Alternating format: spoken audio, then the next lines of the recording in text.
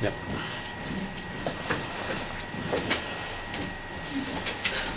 Parenting. Parenting is such a beautiful word, but at the same time, it's such a difficult phase to be in. Love, confusion, desperation, satisfaction, all are part of this process called parenting. Fellow Toastmasters and guests, today I'm going to talk on few aspects of parenting, mainly communication, the importance which the toys plays in a child's life, and last about the diet and sleep.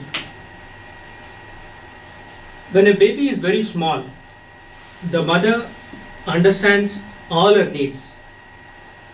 Though the baby is not able to communicate, but the mother listens to her and she understands all her basic needs. But when the same child starts growing up and it starts communicating, though we hear the child, but we do not listen to the child. This is where the problem comes. Children have 100 ways of communicating. For example, raising an eyebrows, smiling, hugging, all these are various forms of communication. Whereas as an adult, we know only one form, that is verbal. Whenever somebody presents a gift to a child, we teach them to say thank you. But we forget to teach them a smile on their face is also equally important. When your kid hurts someone, you make it a point that he says sorry to the other kid. But we don't teach him that it's also important to hug the other kid. That is, the Jadoo Ki Jhapki is not being taught to the kid. Not sure how many of you have watched that movie. So let's focus on both the things, that is expression, feelings as well as words. Unnecessary questions. A lot of mothers ask unnecessary questions to a small child. For example, the mother might ask a kid, do you want to eat or not? Or a teacher might say, children, do you want to listen to a beautiful story? Now the kid might not even want to listen to the story, but the teacher will still go ahead with the story. Now this kind of confuses a kid. He gets frustrated. He thinks that he actually had a choice, whereas he never had any choice. Same thing the mother does. She starts feeding the child till he's full. Now there is one more thing, that is sarcasm. And women are born with an extra gene of sarcasm. And they apply it on people who understand it the least. That is their husband and the children. I give you a small example. When the husband comes home late, the wife says, oh, you are very early today. And the poor husband who doesn't understand this, he next day comes even later, to make her happy. So let's not do this, because kids do not understand sarcasm. And one more thing what we do is, we explain, whenever we don't want the kid to do certain things, we do not explain to them why you should not be doing this. We just say don't do it. Now this also might confuse the kid. I'll give you a small example. You drive down a road and that's the same road which leads to your house. One fine day you see a no entry board in the middle of the road. So what do? This is the only road to a house. So you kind of get confused. You get down your vehicle, you just see left and right, you don't see any issues. So what do? You keep the board aside and you drive through. This is exactly what the small kid does. When you do not tell him why not to do certain things, he thinks that there is no issue in doing it and he goes ahead and does it. So it's very important that we explain them the implications of all this. Now second most important thing is the importance of toys. What do the kids actually want to do? They want to touch, they want to hold, they want to twill something, they want to clap, they want to find something. These are the various things which the kids want to do.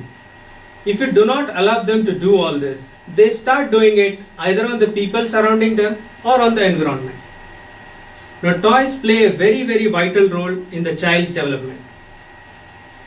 So please select your toys for your kids with utmost care. If the kid is given a wrong kind of toy, he can become very aggressive, he can become cranky, he can be very violent, and it might decrease his attention span, or it might instill wrong values in him.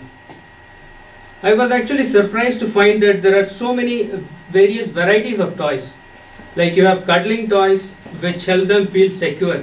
In fact, this is a toy which normally the teachers use when they have to be separated from their mothers for the first time when they go to a school. You have building toys, you have role-playing toys, basically understand the kid, which helps them understand the kid about the adult world, how people interact. You have reading toys which help them recognize the pictures and things like that. You have pounding toys. In fact, pounding toys I have seen even adults use it sometimes to release their emotions or outbursts. There are various softwares available to do this. You have riding toys for helping them to gain a good balance, and it also gives them a sense of freedom. We have all know about the outdoor toys like in the parks and all that, which help them in creeping, jumping and digging and those kind of things. Last but not the least, the diet is actually very important. For a happy and alert and intelligent children, a diet is very important. This is, most of the mothers complain that the kids are very hyperactive, they cannot sit in one place, they are too active. The main reason is the lot of sugar and salt content in the food. The colas, the wafers, the chocolates, the packaged drinks, all of this have harmful additives, and this kind of poisons your child slowly. Even in fact a normal movie is also responsible for this. You might ask how. What do you do when you want your kid to sit silently next to you while you enjoy the movie? You provide them with a big packet of samosa or a big box of popcorn and packet of wafers. Gone are the days when we were satisfied with just one or two chips. So please be your own child's dietitian, learn some basics about food pyramid and understand the importance of fats, protein and carbohydrates. You'll be able to ensure that your child gets healthy food. I'd like to conclude by saying that don't bore your children all the time with learning activities. We are so much focused in making them a genius that we leave no effort in making them very good in life. I was at a railway station recently and there was a mother with her 5-year-old children.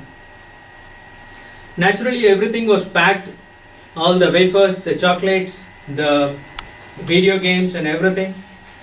And mother was constantly bombarding the kid with questions like, do you understand this sign? What does that sign mean? And the kid was kind of getting irritated. And the last straw was when the train was announced and it was supposed to come on platform number 10. And the child was very excited. He asked the mother, so how do you go? Where is the train? And those kind of things. The mother said, well, we are at platform number 1 and we need to go to platform number 10. So calculate and tell me how many stations we need to pass through before we reach platform number 10. The disappointed look on the face of the child said it all. So fellow Toastmasters and guests, let us not be like this. Thank you.